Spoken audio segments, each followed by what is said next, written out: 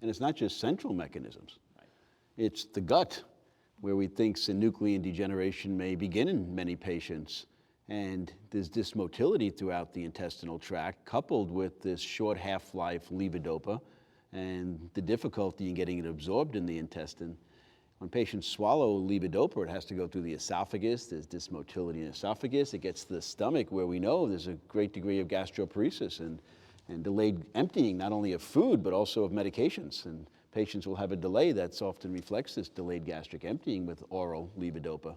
And then in the intestine, it has to be absorbed. And Peter, this is a big problem, getting levodopa absorbed by that transporter. It is, and in fact, you have competition by dietary amino acids derived from protein and overgrowth of bacteria, and possibly mechanisms we don't understand as well as we should.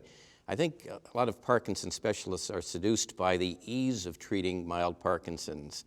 One levodopa tablet can act for many more hours beyond even the pharmacokinetics of 90 minutes clearance.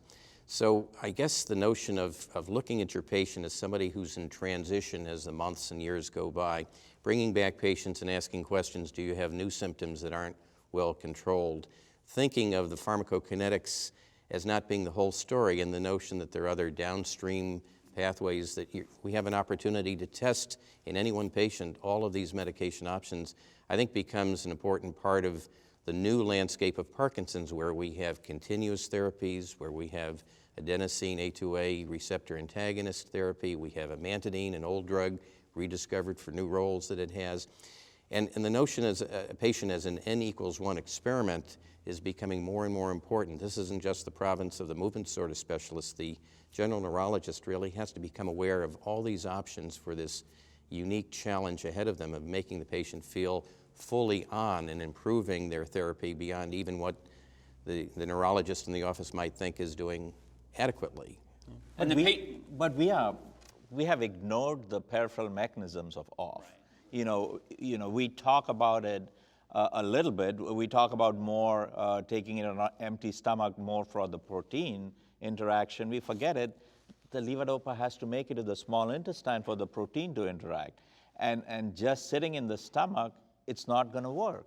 And I think we really need to think more about what the gut is doing in Parkinson's disease as far as improving the delivery of some of these drugs. Right, and even the patients themselves, and this is something that, I don't think most movement disorder specialists even realize.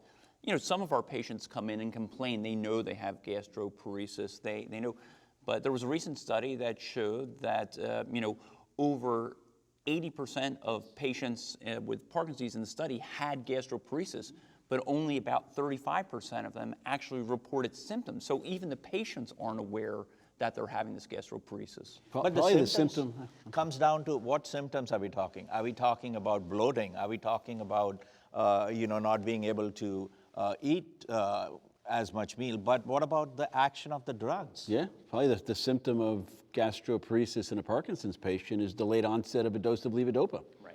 And trying to educate about that is really important, because we've spent decades trying to make a dose of levodopa last longer and have the on last longer.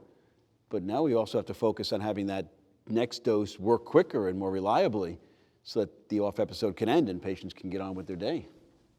And I think you're making a point there that the off episode, which is sometimes equated with wearing off, the end of the dose occurring too soon, is actually conflated with the problem of the delayed on effect of the next dose. So as the day goes by and you have a patient who says, it's been 2 hours and I took that dose and nothing's happened, it could be in part the wearing off of the previous dose and the failure of the next dose to kick in that comprises that 2 hours of delay, or the inconsistency of effect that might have occurred the day before, but today's meal did a little bit more delay, perhaps because of just the digestion role of the stomach, which after all slows down things as well.